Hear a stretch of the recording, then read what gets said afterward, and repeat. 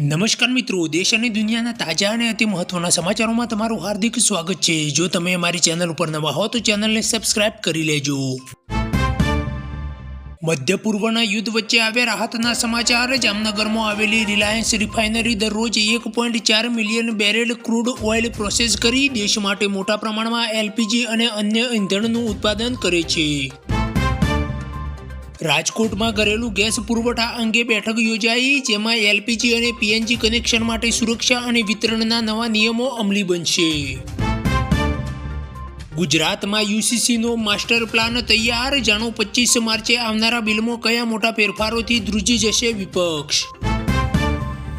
પાટણ જિલ્લાના ચાણસ્મા તાલુકાના જીલિયા ગામે ગત 15 માર્ચની રાત્રે કાયદો અને વ્યવસ્થાના લીરેલચ ઉડાવતી ઘટના સામે આવી। ગામના એક ફાર્મ હાઉસ પર 15 થી 20 જેટલા હથિયારધારી શખ્સોએ હુમલો કરી તોડફોડ મચાવી। આ મામલે ચાણસ્મા પોલીસે ગુનો નોંધી 3 શખ્સોની ધરપકડ કરી, જ્યારે ફરજમાં બેદરકાર બદલ પીઆઈ સહિત 8 પોલીસ કર્મીઓ સસ્પેન્ડ। હવે કોઈ વાતચીત નહીં, પાકિસ્તાન સામે બદલો લઈશું। કાબુલમાં હવાઈ હુમલા બાદ તાલિબાનીઓનું મોટું એલાન। ઈરાન ઇઝરાયેલ જંગની અસર, સાનિયા મિર્ઝાના ઘર પાસે સુરક્ષાના કારણે ભારત આવવાનો લીધો નિર્ણય।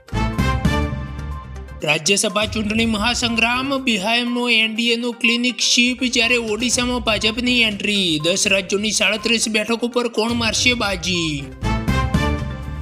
શ્રીનાથજીના દર્શન હવે બન્યા સરળ। અમદાવાદથી શ્રીનાથજી માટે એસટીની નવી એસી બસ મુકાઈ।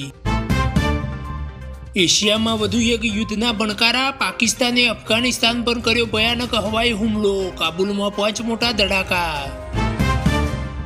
ટૂંક સમયમાં આવશે શાંતિ, ટ્રમ્પે ઈરાન સાથેના યુદ્ધના અંતે આપ્યા વિશેષ સંકેત, પણ મૂકી કેટલીક શરતો। અમેરિકાની રણનીતિમાં મોટો ફેરફાર, ઈરાન સામેના જંગની આશંકા વચ્ચે 2 માઇલ્સ જહાજો હટાવાયા। શું આ યુદ્ધના ભણકારા છે કે અન્ય કોઈ ચાલ?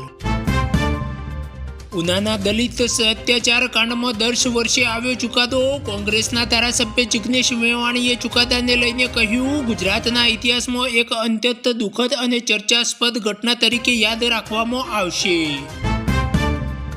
વૈભવ સૂર્યવંશીએ આઈપીએલમાં પહેલા બોલે છક્કો માર્યો હતો, તેના પડદા પાછળની કહાની સંજુ સેમસંગે ખોલી, જ્યારે રાહુલ દ્રવિડનો ચહેરો જોવા જેવો થયો।